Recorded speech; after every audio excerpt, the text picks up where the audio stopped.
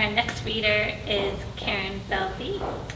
Karen is a fiction writer and journalist. She is a former reporter for Entertainment Weekly and the author of Welcome to Utopia, Notes from a Small Town. Currently, Karen is at work at an alley.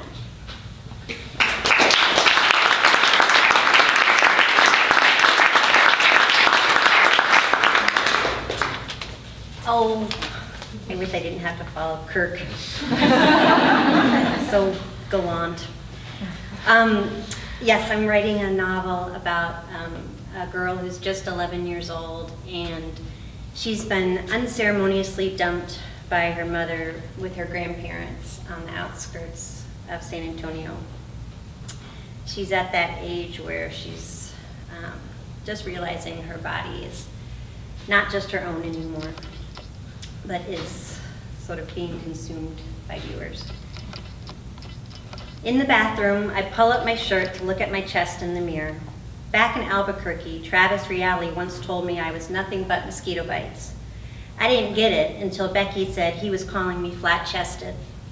But there were only 3 girls in my class at the time who wore bras, and one of them was Becky, who everybody said was a slut anyways, because she let Brian James put his tongue in her mouth at a field day.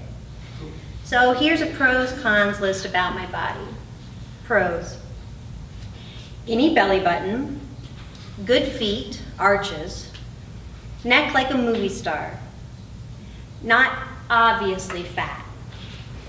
Cons: mosquito bites, duh. These 5 little fine hairs in this gross strip where my cleavage should be, which probably means I'm never going to get married. I showed them to Mom last summer and she said, ugh, just shave when you get to high school or use the Jolene in the medicine cabinet. Rounded shoulders, scoliosis. My butt possibly bigger on one side. Skin the color of tuna salad. I wish I was the kind of rich pale that flushes a pink you want to protect, or that pretty all-over brown like Mexican girls. Instead, I feel like I'm always either sickly or on the verge of a sun rash. Nipples the right size? Should they be more chocolate chippy? This dumb hair that doesn't hang right in a ponytail. Maybe that's a separate list. Anyways, my chest looks the same this morning, just Ritz crackers. Maybe from the side, if I poke my ribs out, there's this little something something. Mom said girls go through a weird nipple stage for a while, and that's when ruching in a bathing suit is key. There's a cross hanging above the towels in my reflection, so now I feel like a pervert for studying my chest so much. The other night when Grandma and I were doing the dishes, she turned on the garbage disposal. And while Grandpa doodled planes on his napkin at the table, she started whispering that I would soon be entering a precious stage. She said after our next McDonald's date, she and Miss Effie wanted to take me bra shopping, and then out to a sit-down lunch at the Golden Corral. I just stood there holding my plate of chicken bones frozen. But then she started talking about how Effie wanted to paint a portrait of us when I got my period. I couldn't help it. I just sank to the floor and nudged Grandma's slippered feet off the daisy rug and laid it on top of my face.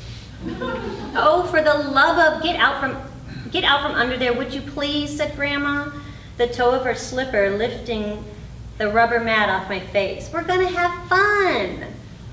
I rolled to my side and pushed the dog who was pawing at my ear away.